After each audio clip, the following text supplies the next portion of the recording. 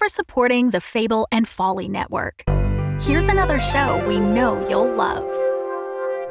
Hello, I'm Malik. I'm Jamie. And this is World Gone Wrong, where we discuss the unprecedented times we're living through. Can your manager still schedule you for night shifts after that werewolf bit you? My ex-boyfriend was replaced by an alien body snatcher, but I think I like him better now. Who is this dude showing up in everyone's old pictures? My friend says the sewer alligators are reading maps now. When did the kudzu start making that humming sound? We are just your normal millennial roommates processing our feelings about a chaotic world in front of some microphones.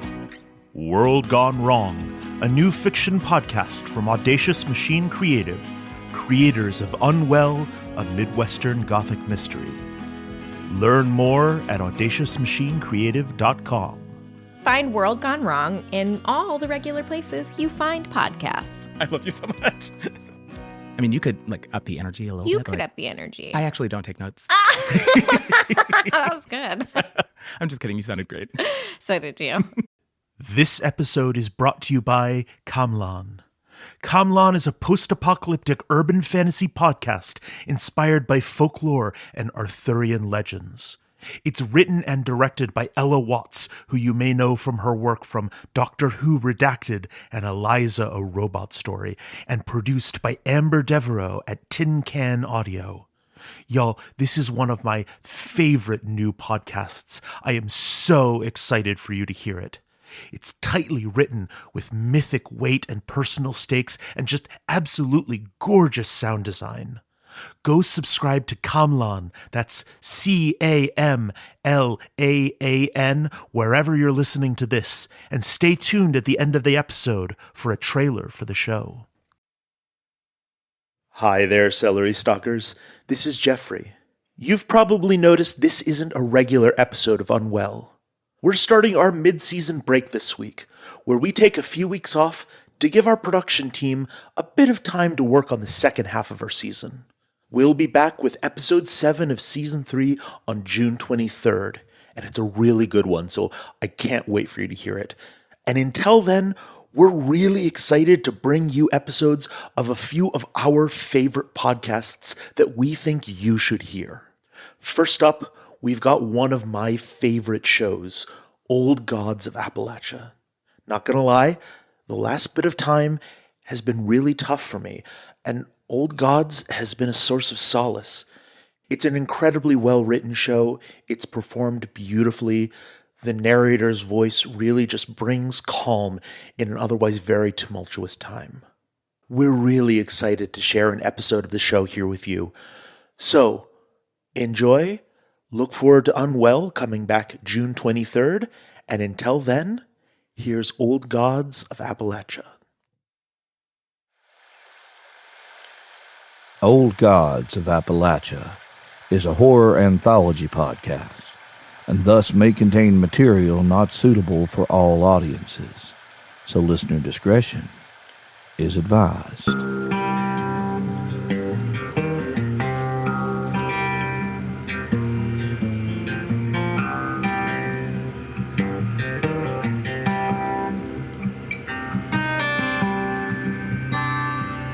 Down all these hills, leave these dark valleys, or I can't stay now in the lands unknown.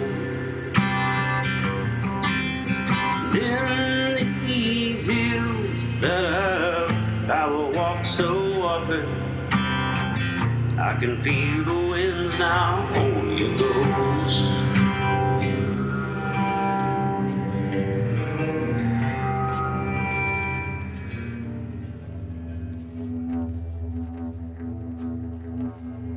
Appalachia.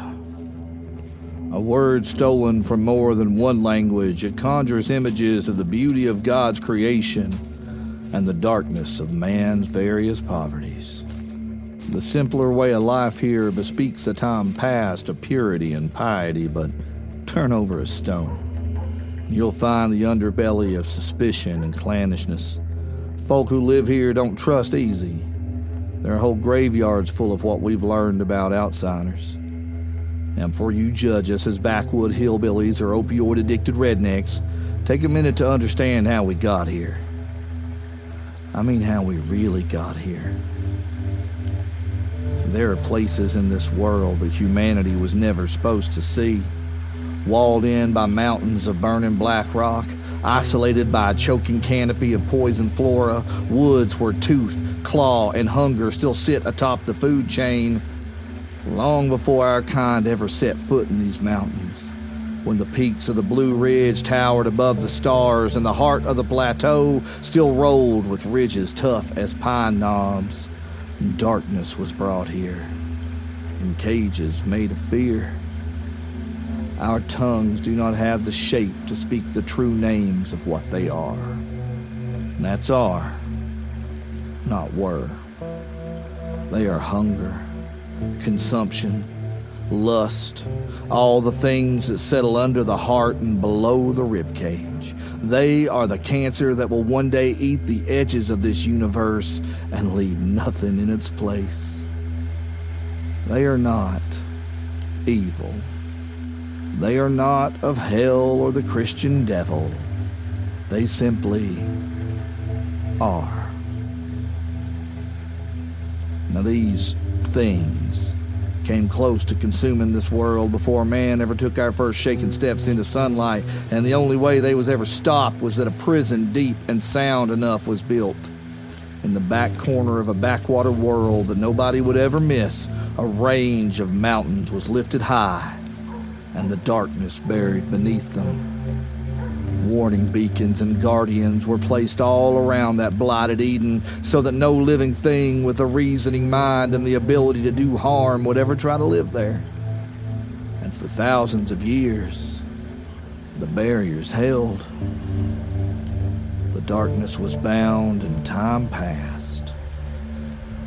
The winds and weather wore at the walls of the prison until they were shadows of their once towering selves, and then men came to know this land. Even by the maps they made, you can see this place is defined by mostly natural boundaries. The early men knew they'd come here and hunt, end up being hunted, and not return. The men that would come from the north and the eastern shore, however, would not be so sensible. They would come here as if called. The outcast and the impoverished with nowhere else to go. The opportunists, the frontiersmen, those eager to kill and die for glory or land, these roughneck forebears that gave rise to our bloodlines did not come here by chance.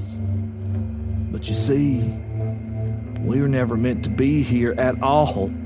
But our mamas and papas took to these hollers, dug in deep and claimed blood and root, kin and bone, fought this land for every inch they managed to take, and even with what they gained, they lost.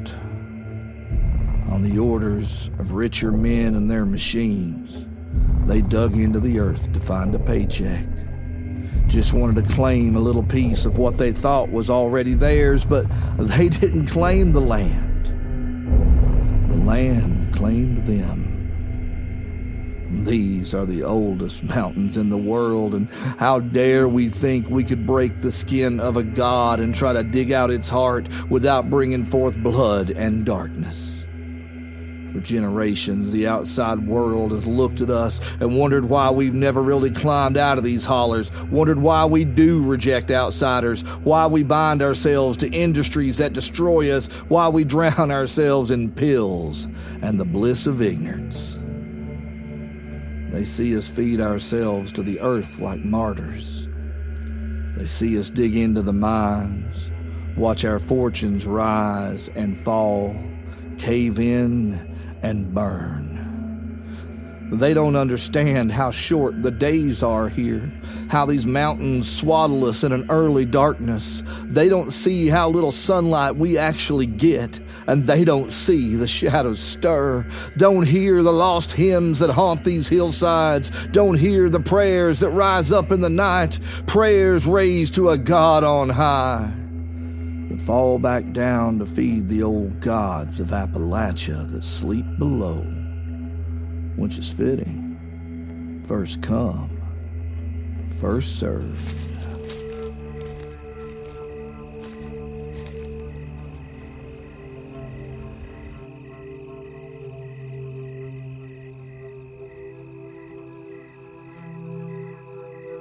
And in these woods, there are 2 queens. You notice I said woods and not forest? No one says forest around here. These are the woods and you damn well know it. Well, anyway, the queens. The elder of the 2 knew the ways of the wild and used them to live far beyond her years, to bend half the land to do her bidding. They say her dwelling sits in the middle of a valley so overgrown that men cannot walk it without being torn to bits by sticky vines and brambles, their blood leaving an easy trail for the greater things that serve her.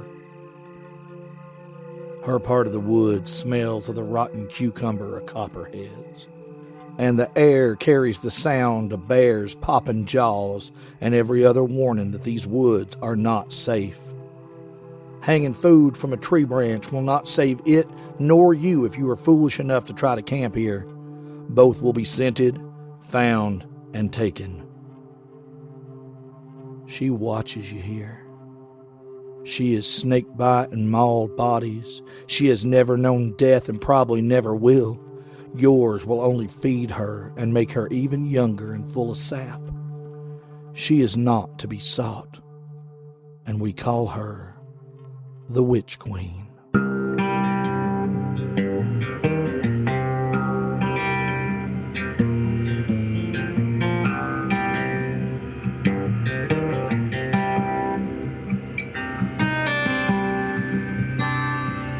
Down all these hills, leave these dark valleys, or I can't stay now in the lands unknown.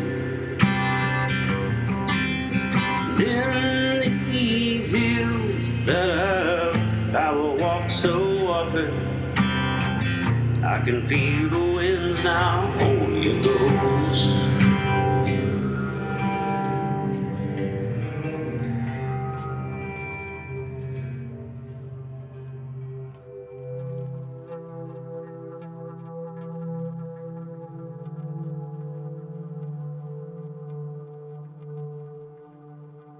Long before there were towns in the stretch between Kentucky and Virginia, there were settlements and camps, handholds dug into the side of a mountain scrambling for purchase, desperate church camps and abandoned dog-hole mines that more often than not dried up and passed back into the dust without anyone ever noticing. The end of this story starts in a place like that. They called her a witch. They'd found the signs in the books, they'd asked her the questions, and she was as guilty as anyone ever was. Problem was that the good people set out to found a religious settlement in what would eventually be Jacob County, Kentucky, called themselves the blessed folk of his unending and undying gracious love. Well, they didn't have the heart for hanging or burning. So she was allowed to gather her things, load them into a cart, and be driven into the wilderness to be abandoned to God's unflinching justice. Put a bag over her head to keep her from knowing where she was going. They spun her around 12 times, once for each disciple, to make sure she was good and dizzy before they loaded her up, and done the same when they unloaded her, this time saying the Lord's Prayer. See, they expected her to have been one of them, a Bible-beating sheep that would surely wither and die outside of the comfort of their godly encampment. But she was not. She had been raised by her mothers, who brought her across the ocean as a little girl, and she, like her mothers, knew the ways of the stars in the sky, the plants in the ground, and the song of the earth. And like her mothers, she could make a poultice that would close a wound, a draught that would ease your head, and she could make sure more babies made it into this world safe and whole than any physician could. Now, this last and most valued skill would be what sent her family west.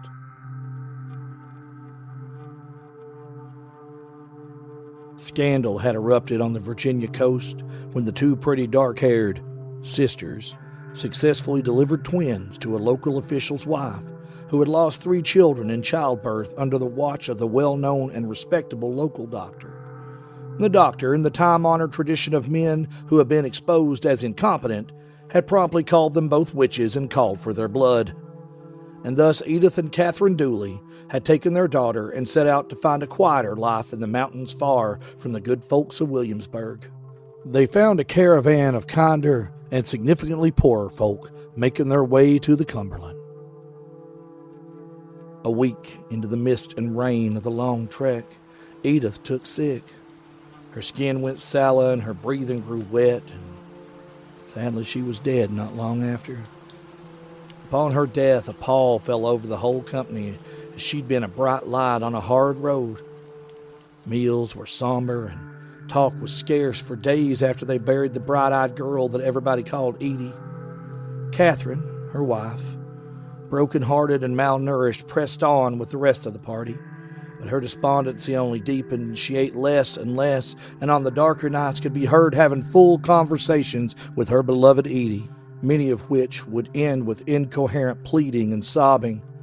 And when her daughter ran to the place her mother lay, why, she'd find her dead to the world. The mark of the shadow was clearly on her, though. So when they found Catherine's bedroll empty the morning they were to begin the last push of the trip, no one questioned where she'd gone. There were cliffs and steep drop-offs that were easy enough to get to, and they'd never find her body. They just hoped that she was at peace and with her Edie.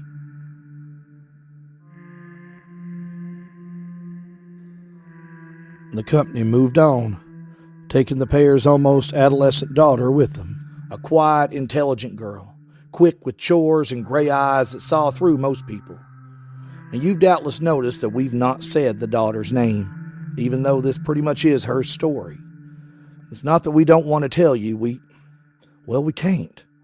No one ever wrote it down, and nobody ever passed it down. There's no family Bible, and where this story's going, that's probably for the best. So bear with me now.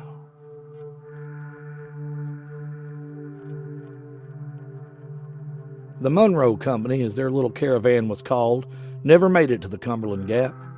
Attacks by the inhabitants of the surrounding mountains and sickness picked off the rest of the troop, except for the Dooley's little girl and an old man named Marvin who wouldn't make it much further than that.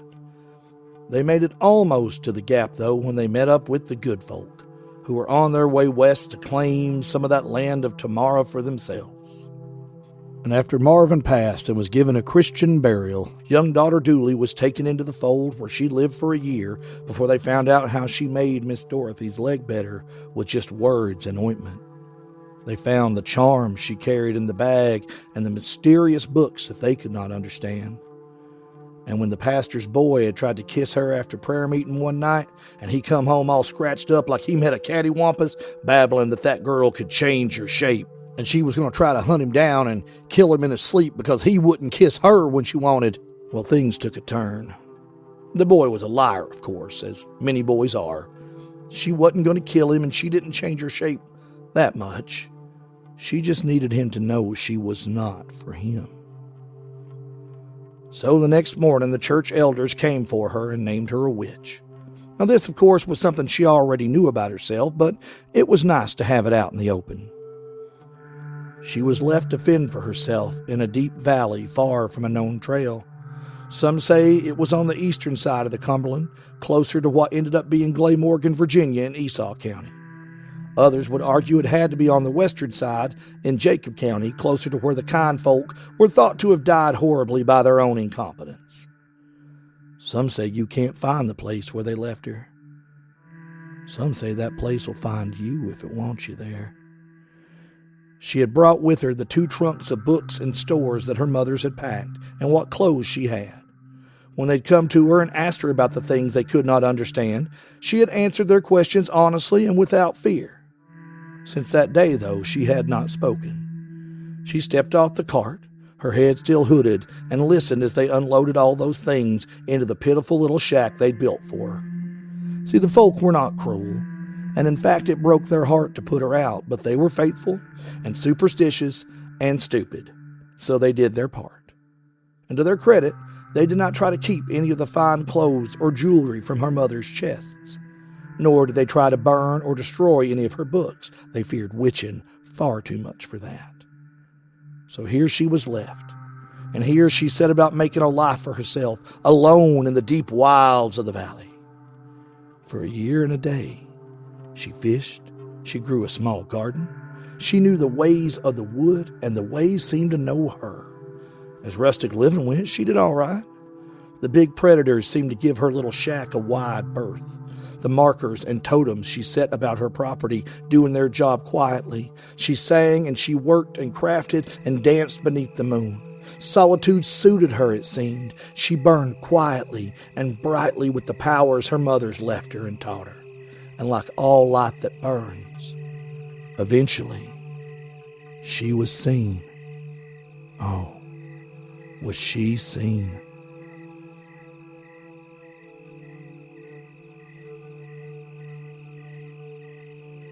The first night was just after the winds had shifted and the night started cooling. The moon stood half full when the girl woke to the sound of someone calling her name outside. Lighting a candle and stepping into the darkened yard, she saw a figure walking just outside the boundary she'd marked. At each corner of the land they cleared for her domicile, she'd buried small glass jars, each filled with 3 nails from each side of her shack, rubbed in a mixture of her own blood and a few other things we won't talk about. She knew what or whoever this was, it would not be able to cross. "Hello, my love," said Mama Edie from the other side of the property line. "It's good to see you." Mama Edie's voice held on to a little bit of the old country, and it made her heart ache to see her first mother's face. But she knew that Dad was dead, and this was not her ma. Whatever this was, though, it thought it was clever. "Oh, hello, Ma. Been gone a while, have you not?" "Yes, child. We've missed you so, your Mama Catherine and I. Oh, you've got to try harder than that," she said, cutting off whatever this was his attempt at being her first mother. "You never called Ma Katie anything but Katie since I was born. Psh, Catherine, what are you, her priest? Try again, spirit." And then she turned, went back into her house, and went to bed. The next night the wind blew colder, and a waxing crescent moon peeked in and out of the passing clouds as the noise at the edge of the yard came again. Again she went to see who was there. Ma Katie was sitting beside a fire set right outside of her wards. "Oi, smartass, come over here and help me put this meat on the fire." Sure enough, Ma Katie was struggling with a haunch of spitted meat, unlike anything they'd had since they left the Chesapeake. "Oh, I wish I could, Ma, but I've been living hard out here since you left me. My feet and my back are all achy and stiff. Why don't you come in and set a spell? I could make us tea." She smiled archly at Ma Katie, who glowered at her. "Are you completely stupid, spirit? I made sure to think about how Ma Katie would love nothing more than to roast me a bit of lamb all day, and lo, here you are. But you don't know her at all, do you, spirit? Ma Katie couldn't abide lamb. She couldn't have it, couldn't smell it. Made her so sick she'd shit out a Bible, she could. Come back tomorrow, show me your true face, or don't come at all." The fire went out, and the lamb and Ma Katie were gone. The next day, the girl took to doubling the number of jars in the lines around her home. She marked the door frames with iron nails and dabbed herself with oils from her mother's stores. The next night, the moon was new. No wind blew, no leaves stirred. She came out of her house and looked toward the dark green of the valley. The dense tangles of briars and brambles, pickers and stingers, swampy bits with snakes and looming tree shade thick with spiders. The woods stirred. The sound of something large came to her from deep within the wood.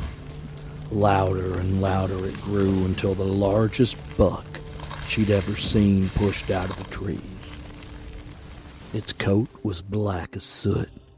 Its hooves were wet with a viscous smearing brown. Its eyes burned with a foul blood-colored light. But the thing she could not look away from were its antlers.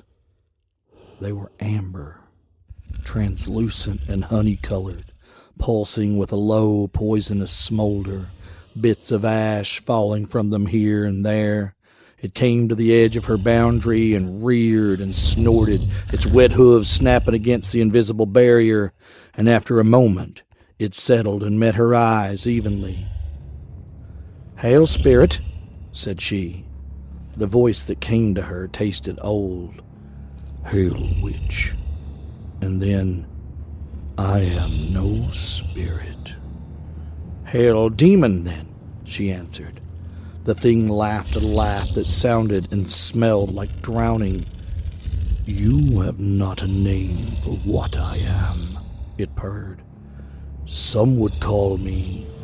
And then the thing made a sound that might have been a word, but felt more like a blow, and she flinched away from it. I come to offer you much, little witch. We see that you have kinship with this land. We see it feed you. We see it keep you safer than the fools who put you here. Aye, she nodded. Then you know who and what my mothers were, and what I am. I'm just fine out here, and I've drawn my lines and set my house, so there's nothing I need from you.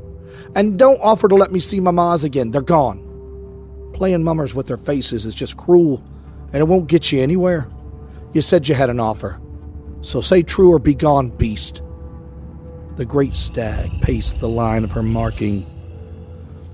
You speak true, little witch. Death is death in this place, to the point that you speak and understand. But what if you never had to know its sting? You sound like the church people, she said. You want me to read your Bible, sing in your choir? She teased. The black buck pawed the earth and snorted derisively, its voice rolling back into her head like rancid milk. There are more books than you could ever read, little witch, and we could give you all of them and more. We have knowledge of ages. We have power. We have tutors who could teach you things your mothers could never know. More importantly, we could give you this land. I got land, beast. Don't you see my fine palace and my sprawling manor grounds? And she gestured grandly at her humble holdings. The beast chuckled, a vulgar and carnal sound that made her tingle and blush. You hold this little patch for now, child. These lines you've drawn are impressive for one so young, but they will fade with time. All things do. And all we have to do is wait. And we are the very best at waiting. While we waited, though, we would watch you die. Whether from age and time, or from the worst things that are coming to this place. Things you cannot even imagine. All of this splendor, all of this beauty ground to ash and blood. We would give you all of this land to keep for us, or we could give what was left of you to this land and just wait for another like you to come. It might be a while, but as I said, we are very good with waiting. But no, we will not offer again. She began to sweat then. Her gut told her she was dealing with more than any forest haint. And while it might have tried to trick her at first, it was not lying now. It could wait 1,000 years if it needed to. But it wouldn't. What would I have to do, she asked, to live forever and keep this land? Come closer, said the thing whose name sounded like Hornet Head, but was not. Let us talk of many things.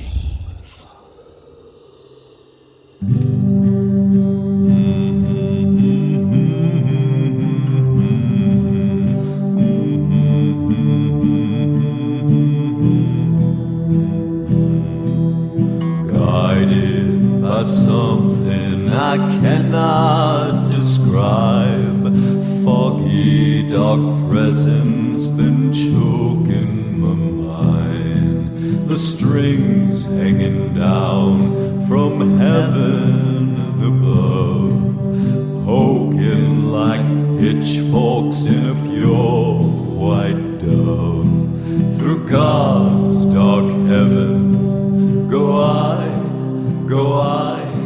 through God's dark heaven go I. Through God. We hope you've enjoyed this first full-length foray into the world of Old Gods of Appalachia. It'll be a while before we return to these woods, but we hope you keep our young witch friend in mind as we move forward. Old Gods of Appalachia is a production of Deep Nerd Media.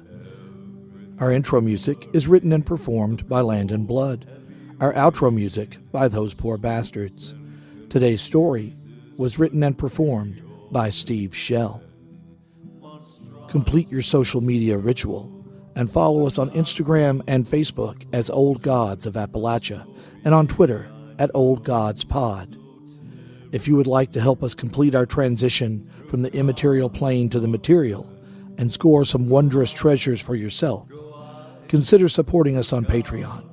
A few dollars a month will send shadows fleeing to your inbox, then your mailbox, then your mind, then your heart, then your soul. www.patreon.com/oldgods of Appalachia. For more information about the show, including creator and cast bios, source information, and exclusive bonus material, visit us online at www.oldgodsofappalachia.com. The walls run with blood. Oh, this house is a cancer. And in this abyss, I've lost all control. Is this path to glory? It's so hard to tell. Through God's dark heaven, go I. Through God's dark heaven, go I. Through God's dark heaven, go I. Through God's dark heaven, go I.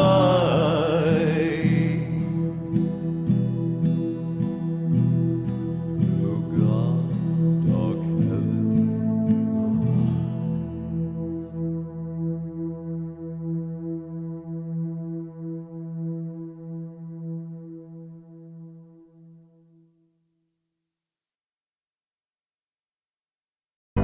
The Fable and Folly Network, where fiction producers flourish.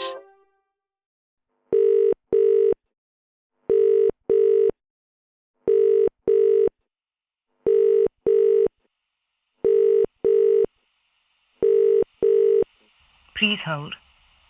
Your call is very important to us, and we will get to it as quickly as we can.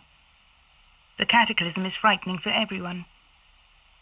Remember, in times like these, we need to stick together more than ever. If you need emergency assistance, please call 999.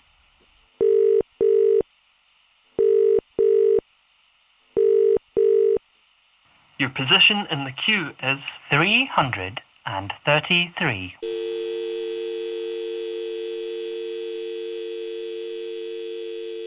Hello, you've reached the Cataclysm Casualties Hotline. Can I take your name and date of birth? Peretti Green. Morgan Jones. Hugh Liu. Gwyn Turner. Just call me Di. Okay, and who are you calling for today? My mum, Shan Thomas. She was in Aberystwyth. Matthew and Louise Turner. In Kirkwall, on Orkney. My father, Kai Liu. Ben Jones. I saw something on the news about a sea serpent. He's 15 years old. Anna and Sophie Green, in Portsmouth. What's happening in Kowloon? Listen, is this real? I've been seeing news reports about dragons. Let me look that up for you. Where are you calling from today? Bristol. Bristol. Leicester. I'm so sorry. It looks like we haven't got anyone listed under that name on the database. This means they haven't been listed as a fatality. Call back tomorrow, and if you haven't heard anything from us or your loved one in 3 days, try the online form.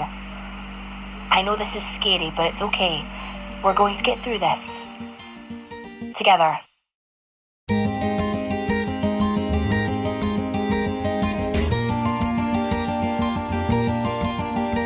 Camlan, a post-apocalyptic audio drama by Ella Watts, inspired by folklore and Arthurian legends.